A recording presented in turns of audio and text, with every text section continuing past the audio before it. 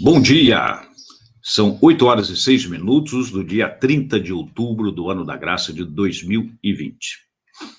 Com 492 candidatos a vereador aqui em Taubaté e mais 10 candidatos a prefeito, parece-me que um saiu, mas consideremos 10, você com certeza já foi abordado por algum candidato. Eu sugiro lhes fazer uma pergunta básica. Por que eles vão falar para você de propostas, de coisas que pretendem fazer? Pergunte a eles quanto que custa isso. E uma segunda pergunta, qual que é o orçamento total da cidade, o orçamento do município de Taubaté? Se o seu candidato ou se o candidato não souber responder, eu creio que aí você já tem um bom critério para decidir o seu voto. Eu sou Jofre Neto, mestre em Administração Pública e Governo pela Fundação Getúlio Vargas, São Paulo, e este é o nosso programa Notícias Explicadas. Hoje nós vamos nos dedicar à questão do orçamento. Fizemos isso ontem, infelizmente tivemos problemas técnicos, queda de energia, e esse assunto é tão importante que eu resolvi repetir excepcionalmente o tema no nosso programa de hoje. Para entender o orçamento, eu vou partir de uma abordagem mais prática. Vamos falar primeiro da execução do orçamento, o que foi realizado, e depois nós voltamos para o conceito de orçamento. É melhor partir da prática para depois voltar para os conceitos teóricos. Partindo então da prática. Olha, quero saudar aqui, que bacana, nós já temos pessoas nos acompanhando, nós vamos saudá-las no meio do programa por volta de 5 minutos. Logo no início eu já te peço, curta e compartilhe se você estiver no Facebook, que isso amplia o alcance do nosso programa. Se você estiver no YouTube, por favor, inscreva-se no nosso canal e curta este programa de hoje. Vamos então para a primeira tela que eu preparei aqui para vocês. Partindo da prática, então. Olha, no ano de 2019, a Prefeitura de Taubaté teve um gasto de aproximadamente 902 milhões de reais. Por que 2019? Porque não findamos o ano ainda de 2020. Dividindo essa despesa numa abordagem, numa dimensão de natureza da despesa, nós temos o seguinte, olha, gastou-se com pessoal aproximadamente 48% do que foi arrecadado, ou seja, 436 milhões aproximadamente. Com despesas correntes, despesas que acontecem no dia a dia, 45% arredondado, ou seja, 403 milhões de reais. Com investimentos, que é aquilo que você espera, que é mais visível que a prefeitura faça, que é a execução de obras, aquisição de equipamentos, gastou-se 5%, ou seja, a margem de investimento do município é muito pequena, é apenas de 5%. A cada R$100 que você paga em impostos, apenas R$5 são transformados em investimentos. Quanto que deveria ser? Olha, quanto mais melhor, porque investimento gira, faz a economia girar. Agora, uma margem de investimento de 10% a 15% seria o ideal, mas isso reflete a situação econômica do país. 5% hoje é uma margem pequena, mas está refletindo também a situação do país. Juros, pagou-se no ano passado praticamente 7 milhões de reais em juros, que corresponde a 0,8% da despesa total da prefeitura. Amortizações, isso são amortizações da dívida, ou seja, paga-se juro e paga-se uma parte do principal que se deve, 0,7%, 6 milhões de reais. E as tais inversões financeiras, que são principalmente, é um termo contábil, principalmente a concessão de bolsas de estudos do sistema SIBUB, Sistema Municipal de Bolsa de Estudos. Ou seja, a prefeitura teve, em termos diários, aproximadamente uma despesa de 2,5 milhões de reais. Ou seja, é isso que nós pagamos de impostos por dia para a prefeitura municipal, porque o que a prefeitura arrecada, obrigatoriamente, ela gasta. Bom, vamos para a nossa próxima tela. Estou vendo aqui presente a Ireni Hugo. Bom dia, Ireni. Obrigado aí pela presença. Bom, na sequência agora, nós temos um detalhamento disso de uma forma gráfica, para ficar mais fácil de você entender. Vamos lá, então. Olha aí. 48% da despesa com folha de pagamento. Isso, folha de pagamento, é aqui só para simplificar. Na realidade, inclui aqui os encargos sociais,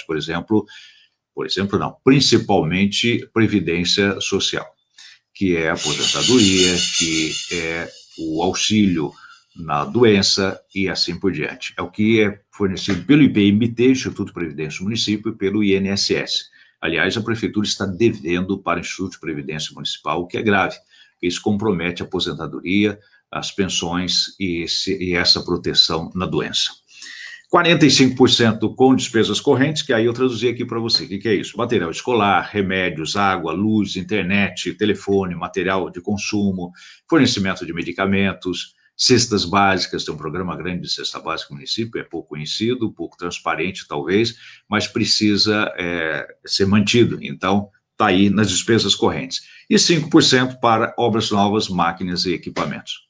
Bom, como é que você resolve isso? O total do orçamento, você melhora aumentando a receita, fazendo com que o orçamento cresça, ou reduzindo despesa de um lado, aumentando do outro. Então, se reduzir aqui as despesas correntes, porque pessoal não dá para reduzir, porque o número de funcionários da prefeitura é fixo, não tem como mudar. Mas dá para reduzir despesa corrente. Imagina aí que se reduza 10% nos gastos de telefone, por exemplo, 10% no gasto de água, luz e assim por diante. Se nós conseguimos um corte linear de 10% aqui das despesas correntes, nós temos uma economia, portanto, de 4,5% do orçamento do município. Ou seja, dá para dobrar a margem de investimento e fazer muito mais coisa na cidade. Bom, as despesas da prefeitura são classificadas, porque governar é ciência, são classificadas em funções. São essas funções que você está vendo aí na tela que eu vou detalhar rapidamente para vocês. Educação, saúde, urbanismo. Urbanismo é justamente obras e assim limpeza urbana. Administração, segurança pública. Administração é manutenção da máquina da prefeitura funcional. Assistência social, desporto e lazer, encargos especiais e assim por diante. Vou deixar essa tela, depois você para o vídeo e você pode analisar com mais calma. Vamos colocar isso em letras maiores para você, em 2 grupos. Educação. No ano passado, a prefeitura gastou aproximadamente 330 milhões de reais com educação. 37%. Saúde, 240 milhões, 27%. Depois veio o urbanismo com 152 milhões, que inclui aí as tais obras, por exemplo. Ou seja, nós estamos gastando dentro da Constituição, que diz que no mínimo deve-se gastar 1/4 da despesa com educação, 1/6 com saúde. 1/4, 25%, 1/6, 17%. Nós gastamos em educação mais de 1/3, 37%, e com saúde 1/4. Então, ou seja, dinheiro está sendo gasto, e se tem filas de cirurgia, se tem filas para atendimento, se tem filas para exame médico, é sinal que é preciso ter melhor administração. Por isso que uma das propostas minhas, quando eu falo zerar filas de cirurgia, é justamente entrar nos detalhes desse gasto da saúde, e eu sei quais são, para deslocar recursos para atender essas demandas de cirurgia, por exemplo. Então, aqui o restante das despesas, e me chama a atenção, olha só, cultura, apenas 0,7% do orçamento, 6 milhões de reais. Isso é muito pouco, porque cultura é investimento. Cultura está incluído aqui turismo, a Secretaria de Turismo e Cultura, SETUC, e cultura atrai, aliás, o turismo, obviamente, traz recurso de fora para o município e aumenta a arrecadação, e com mais dinheiro, mais serviços podem ser prestados à população.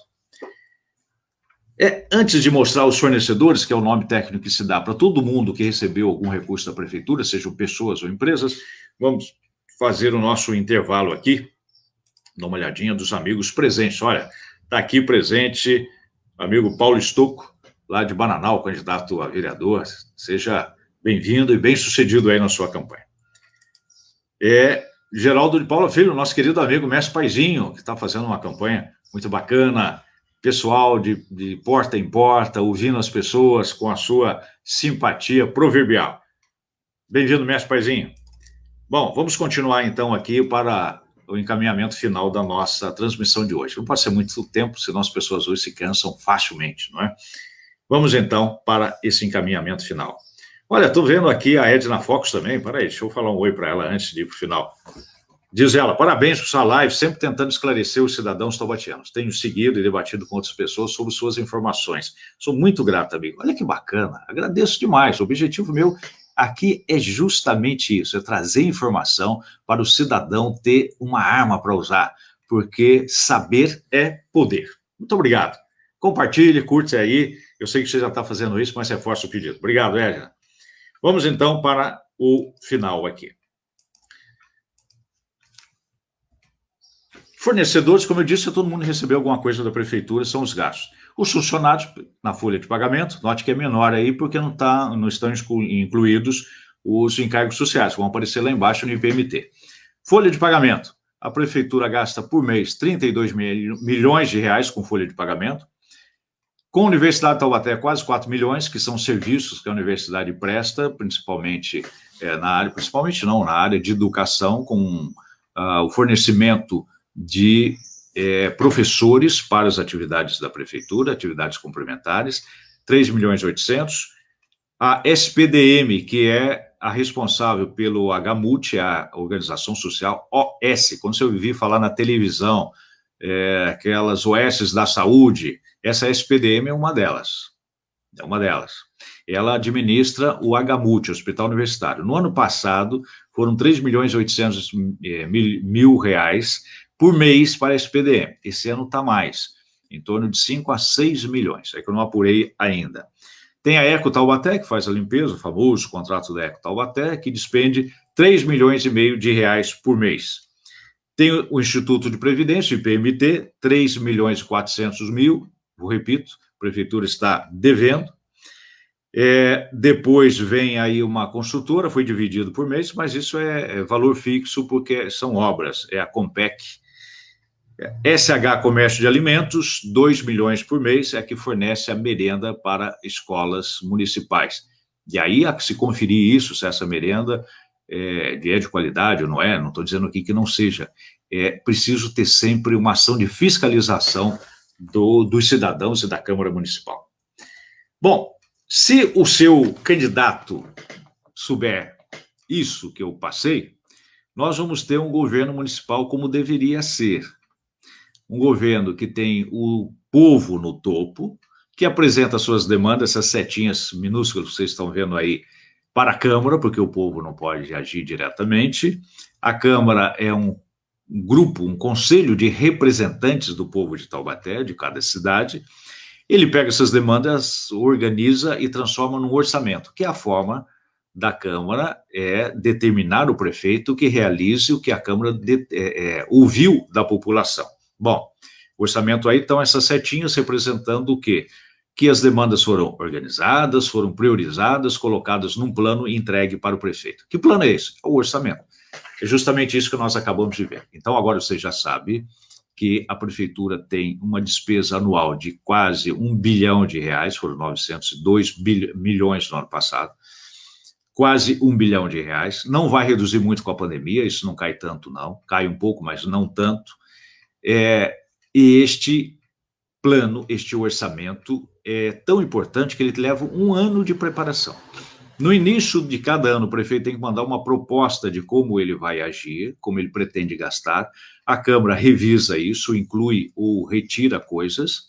Este ano, nós incluímos uma emenda de hortas e próteses que a prefeitura se recusa a fornecer para a população, e colocou no orçamento e manda para o prefeito executar.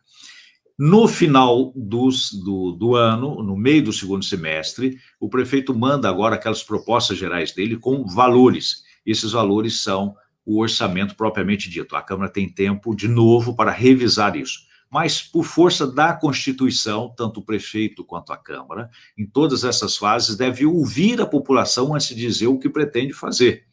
Claro que, pessoal, não tem como ouvir a população, porque vai ter que gastar mesmo. Mas despesas correntes e investimento tem que ouvir a população. Na prática, isso é feito formalmente, através de audiências que a pessoa chega lá, nem sabe o que está acontecendo e tenta participar, mas não consegue participar. Mas não precisa ser assim, porque em 2004, enquanto eu era presidente da Câmara, eu criei o Orçamento Cidadão, que nós fomos aos bairros ouvir as pessoas. E antes eu fazia uma explicação dessa que eu estou fazendo aqui, mais detalhada, inclusive. Mas, até para facilitar, eu determinei que fosse contratada uma empresa de teatro que rodava uma esquete antes, uma pecinha de curta duração, e era surpreendente que as pessoas rapidamente entendiam o conceito a partir da peça e participavam. Bem, tudo isso foi acabado, e é por isso que eu vou fazer um pedido no final do vídeo para você. Eu quero continuar com esse trabalho no ano que vem, se Deus quiser. Bom, se o candidato não sabe disso, e a Câmara não se comporta como deveria, como determinante de ações para o prefeito, nós vamos ter este governo aqui, ó. No topo está o povo, né? Nós vamos ter este aqui, ó. Que o prefeito está lá no topo, hipertrofiado, para usar um termo da ciência política, ou até da fisiologia, relembrando aí da medicina. Então, ele está inchado, vamos usar diretamente. O prefeito fica com superpoderes. Aí, a Câmara, que era um órgão colegiado, que tomava decisões ouvindo o povo, ela passa a ser um grupo de pessoas que cada vereador agora encaminha o seu pedido individualmente para o prefeito. E o povo? Olha, o povo fica agora onde costumam reservar para ele o lugar, lá embaixo. Mas as suas necessidades continuam as mesmas.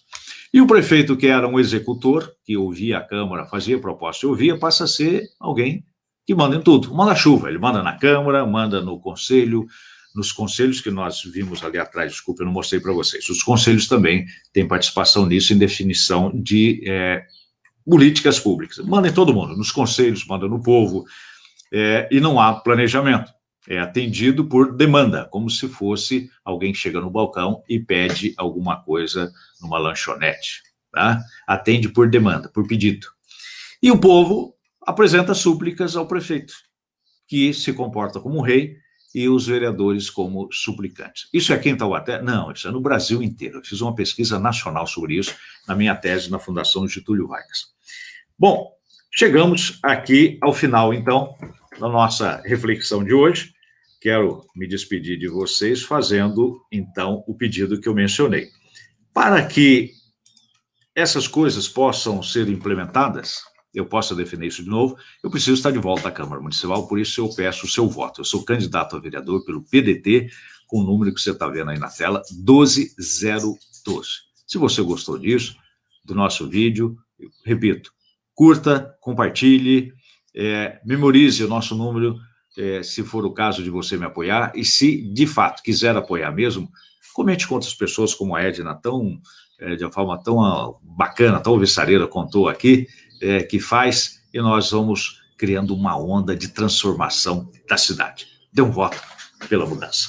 Até amanhã, se Deus quiser, amanhã vai ser um pouco mais cedo, às 7 horas, mas estaremos aqui discutindo temas que sempre vão te interessar, eu creio. Amanhã nós vamos falar de quantos votos, como é que se organiza, como é que se processa a eleição para a Câmara de Vereadores. Infelizmente, passamos do tempo hoje, mas esse assunto é tão importante que exigia um pouquinho mais de atenção. Até amanhã, se Deus quiser. Um grande abraço.